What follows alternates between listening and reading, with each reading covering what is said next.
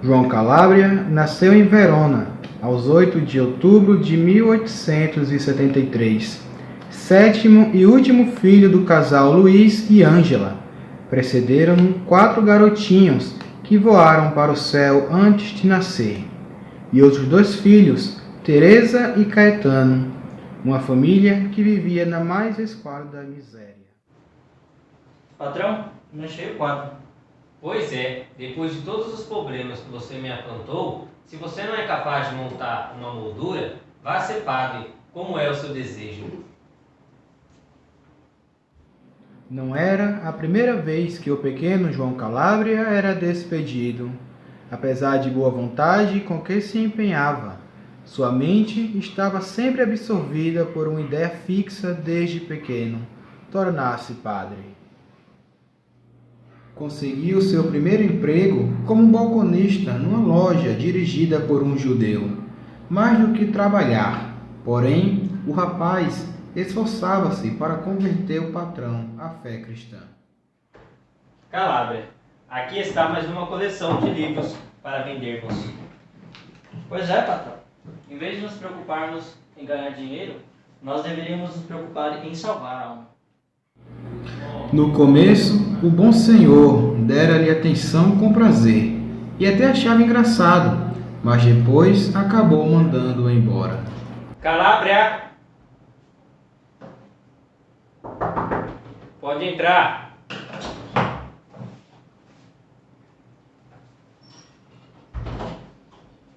Sente-se.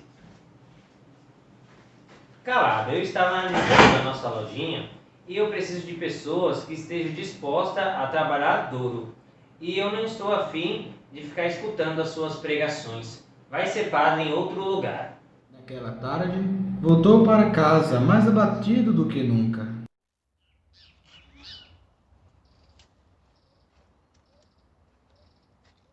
Por que você voltou tão cedo para casa? Aposto que você perdeu o emprego de novo. Pois é, mamãe. Ele não me quer mais na loja. Acho que não quero mais trabalhar. Já sei minha verdadeira vocação. Devo ser padre. Eu te entendo, mas sabe que não temos condição para pagar os seus estudos, João. E você também já tem 16 anos e nunca conseguirá ser padre. Mas agora estou confiante, mamãe. Vá até a igreja e fale com o padre Scapini. Ele gosta de nós. Ele vai nos dar essa chance. E lá se foi a pobre senhora, a toda pressa, à procura do padre Pedro Scapini, o sacerdote que sempre a compreendera e a ajudará desde os tempos em que se encontrava no orfanato do padre Maza, onde foi educada.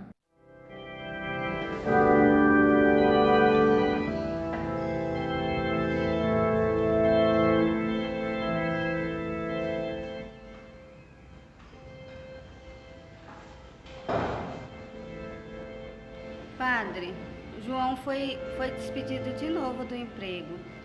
E ele insiste em quer ser padre. O que eu faço agora? Estou desesperada.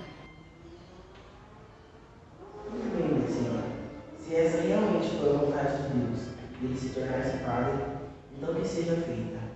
Superado o obstáculo da licença ginasial, agora se abriu para o nosso jovem a possibilidade de ingressar no seminário, a fim de seguir os estudos mais rigorosos e empenhativos dos candidatos ao sacerdócio, mas nem todas as dificuldades estavam resolvidas.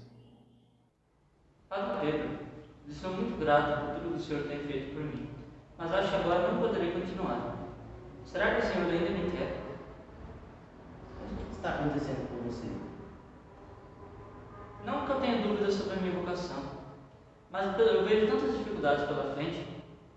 Onde arrumarei dinheiro para concluir a faculdade? E outra, às vezes quando eu estudo, chego a sentir torturas. Se os superiores do seminário descobrissem essa minha debilidade, com certeza me mandariam embora para casa. Não se preocupe, eu já pensei nisso. Consegui uma vaga para você como aluno externo. Você poderá estudar em casa. Não se preocupe, não desiste. Deus lhe chama. Eu tenho muita fé, Padre. Creio que um dia ainda vou ser como o senhor. Querer ajudar os pobres e as pessoas necessitadas como eu. O nosso jovem percorria 4 vezes por dia o trajeto para ir ao seminário. Sobretudo, o grego eram as dificuldades mais duras a vencer. Um dia, o professor de grego abordou Padre Scapini. João ia passando pelo corredor e escutou a conversa dos dois. Padre Pedro, precisamos conversar de algo muito sério. Desista de defender aquele Calabria. Jamais conseguirá coisa alguma. Ele não tem cabeça para ser sacerdote. Eu penso pelo contrário. É o estômago vazio, não a cabeça. Um dia Verona me agradecerá por eu ter ajudado aquele jovem. Parecia que tudo ia acontecendo para melhor. Tinha iniciado o 3º ano do liceu, quando uma nova vicissitude veio transtornar os planos: a convocação para as armas. Bem que poderiam dispensar você. Você é tão desajeitado para essas coisas, não tem capacidade para isso. Não fale assim, mamãe. Deus sabe tudo. O que acontece na vida, e se o permite, é para o nosso bem. Também o serviço militar me fará bem. Foi incorporado à 5ª Companhia de Saúde, sediada em Verona. Obedecer cegamente às ordens dos graduados. Marchar compassadamente. Manejar as armas. Eram as coisas que ele sempre fazia todo desajeitado, que provocava as risadas dos camaradas e as censuras dos superiores. Calabria, obedece! Mais rápido, mais rápido! Barriga murcha, peito estufado! Mais rápido!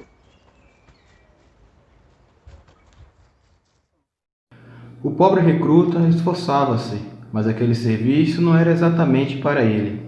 Superiores e colegas, no entanto, tinham acabado por gostar dele, ajudando e protegendo.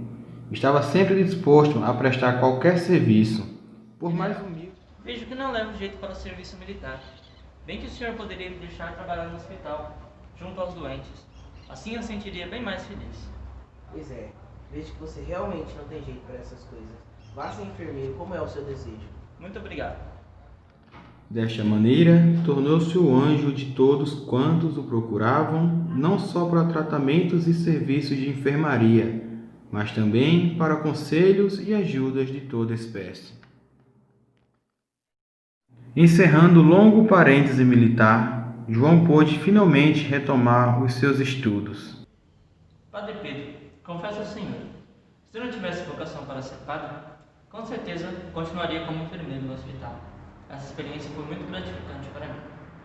Mas e agora? Posso ingressar no curso de teologia? Embora você não tenha terminado seu 3º ano no liceu, é tradição que as pessoas que viviam na sua situação abandonassem um ano de seus estudos. Ele, finalmente, sentado com os colegas na aula do 1º ano de teologia, estava emocionado, porém, depois de alguns dias, entra na classe o reitor, olha para João e diz: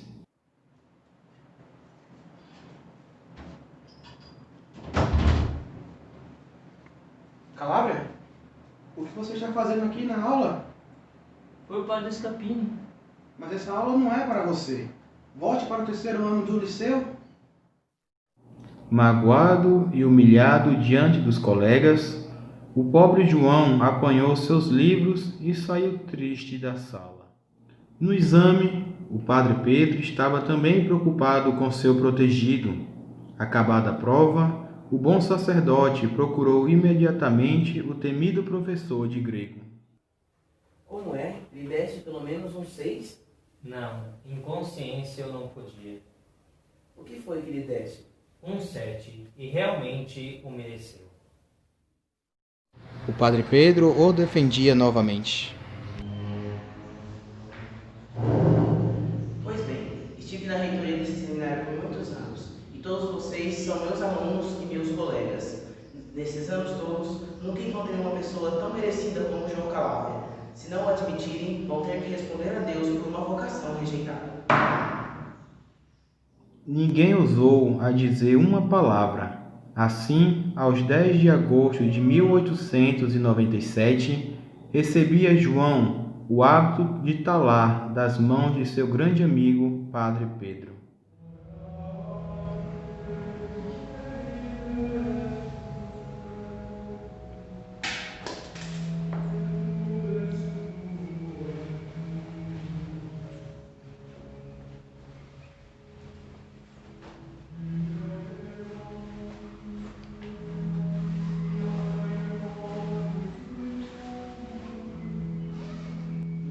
para o sacerdócio, o nosso jovem rezava todos os dias para que sua vocação fosse mais clareada. Não basta ser padre, nem muito menos pároco, e sim doar a minha vida aos pobres, aos necessitados, às pessoas que precisam de evangelização. Esse sim é por quem eu devo doar a vida. Uma tarde, quando voltava para casa, encontrou um garoto no chão, envolto em seus trapos.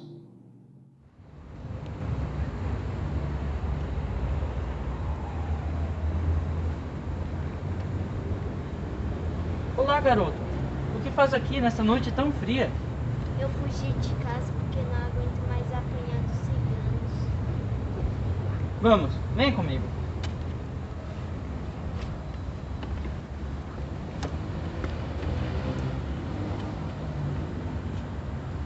A mãe de Calábria concordava com as ações dele, e naquela noite ele cedeu a cama ao menino e foi dormir em 2 cadeiras.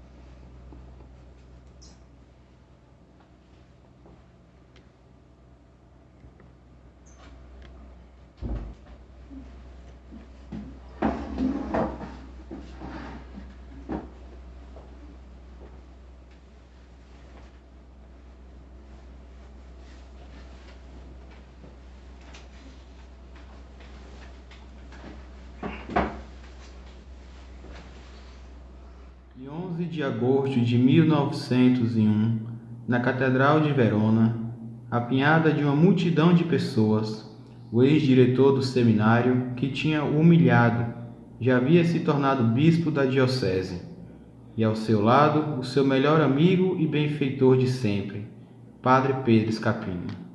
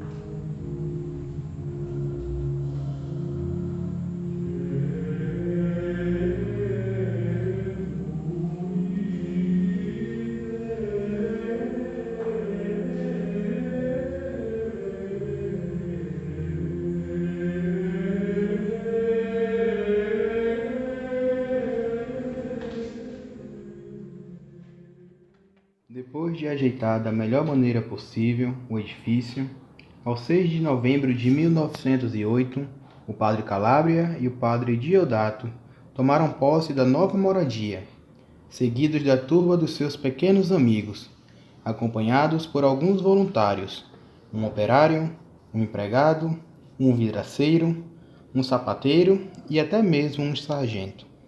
Todos decididos a dar uma mão àquele padre entregue, inclusive à reputação, à salvação dos filhos da rua. Após não ser aceito pelo padre Calábria, Conde Francisco Pérez vendeu tudo. Padre Calábria, só porque eu sou rico que o senhor se recusa a me aceitar entre seus filhos? Creio que o seu dinheiro irá ofuscar a providência. Não podemos aceitar uma pessoa tão rica como o senhor. Vendeu tudo. Renunciou aos cargos públicos, cortou as pontes com o passado, se despediu dos familiares espantados e horrorizados e entrou na obra, pobre, mas com coração rico e estrondosamente alegre, no dia 20 de agosto de 1909. No dia de Assunção de Nossa Senhora, Padre João celebrou a sua primeira missa em São Lourenço. Ajoelhada diante dele, a Mãe Ângela recebendo daquelas mãos aquele pão que alimentará, fruto de muito sacrifício, que agora transformado no corpo do Senhor. Seu primeiro campo de apostolado foi a paróquia de Santo Estevão, um bairro de extrema pobreza e muitas vezes beirava o submundo. Permaneceu ali por 6 meses como vigário cooperador. O bispo cada vez mais apreciava o zelo e as capacidades daquele sacerdote, por isso nomeou ele como confessor dos seminaristas, uma grande e delicada missão. Então aí começou a exercer o seu sacerdócio, fazendo visita aos hospitais, aos moribundos. Sempre dizia que a vida do padre pertence a Deus e às almas que eles são confiadas, então estava sempre à disposição. Também ajudou os pequenos limpadores de chaminés, os jovens abandonados. Alugou uma casa perto da casa paroquial, onde cedia uma cama e um prato de sopa antes de dormir. Passado de vigário cooperador para vigário reitor em São Bento, no Monte, no centro de Verona, alguns dias depois sua mãe adoeceria gravemente. Calabria compreendeu que não havia mais esperança, então perguntou se ela queria confessar. Então ela, falando que sim, que tinha a alegria de confessar com o seu filho pela última vez. No dia 8 de maio, aquela pobre e corajosa senhora adormeceria e ganharia o prêmio eterno. São João Calabria adquiriu o terreno de São Zeno em Monte, uma casa um pouco velha, mas muito acolhedora. Esse era o sinal de que a obra estava cada vez mais crescendo. Conde Pérez estava cada vez mais entusiasmado em fazer acontecer a obra para os meninos. Muitos colaboradores ajudaram Padre Calabria em sua missão, mas o maior problema era alcançar meios para conseguir alimentar tantas crianças. Crianças que muitas vezes passavam fome, passavam frio e não tinham um abrigo. São João Calabria sempre dizia: fique tranquilo, confie na providência. Os milagres sempre aconteceriam. Sempre aconteceram. Toda vez que eles precisavam de alguma coisa, milagrosamente ela surgia. Para que não te faltasse a ajuda do alto, confiavam os cargos mais importantes do Instituto aos seus protetores, os santos. Foi aí que se instituiu os cargos perpétuos. Para levar adiante a obra e preparar os seus rapazes, para eles mesmos ganharem o pão e enfrentar a vida. Já em 1911, deu início às primeiras oficinas, sapataria, carpintaria, alfaiataria, etc.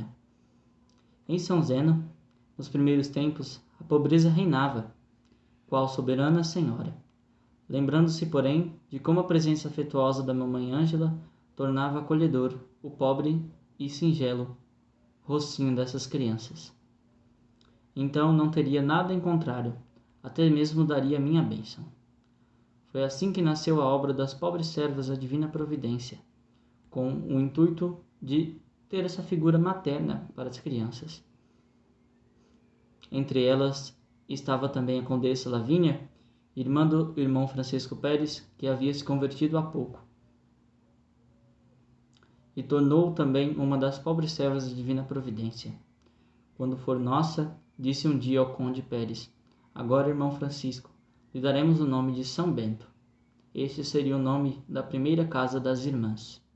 Calabria, com os religiosos, acolhe alguns meninos que foram vítimas da guerra, e seus religiosos também foram convocados para as armas. Calabria dizia que devemos confiar totalmente na providência, que já era hora de expandir a obra, então enviou alguns de seus co-irmãos para as paróquias mais pobres. Em 1934, Calabria entregou um crucifixo para os missionários que ele enviaria para a Índia. E também nesse mesmo tempo havia um bombardeamento e Calabria acolheu em sua casa todos aqueles mais necessitados e que corriam perigo de vida. Foi aí que todos viram como Calabria tinha um coração manso, humilde e acolhedor. Passado o tormento de toda a guerra, permaneceu a missão de levar a paz. E o Padre Calabria, com seu coração humilde e generoso, teve uma grande ideia.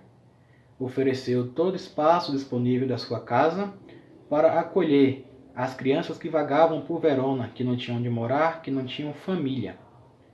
Ao convite do cardeal Schuster, Calabria abriu uma casa dos meninos abandonados e também aceitou outro convite em Ferrara. Com o passar do tempo, a sua saúde foi piorando, foi ficando frágil. Porém, Calabria nunca se afastou da obra. Sempre se ofereceu, sempre se fez presente. Tinha um costume belíssimo de todas as noites ir ao terraço da casa-mãe, e ali parava e contemplava a beleza de Verona. E sempre antes de ir dormir abençoava a cidade e todos que ali moravam. Aos 3 de dezembro de 1954, o Santo Padre Pio XII ficou gravemente doente, e Calábria, com seu gesto sincero e piedoso, ofereceu sua vida em troca da recuperação do Santo Padre. Com isso, o Santo Padre restabeleceu a sua saúde, e a saúde do Padre Calábria só piorava. Já no dia 4 de dezembro, com 81 anos, morria o Padre Calábria.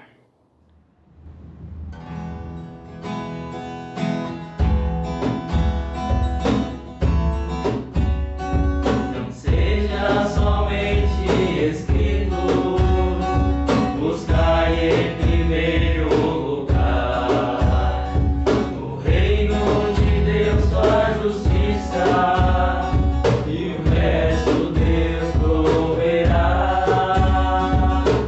Sejamos evangelhos vivos, evangelhos vivos,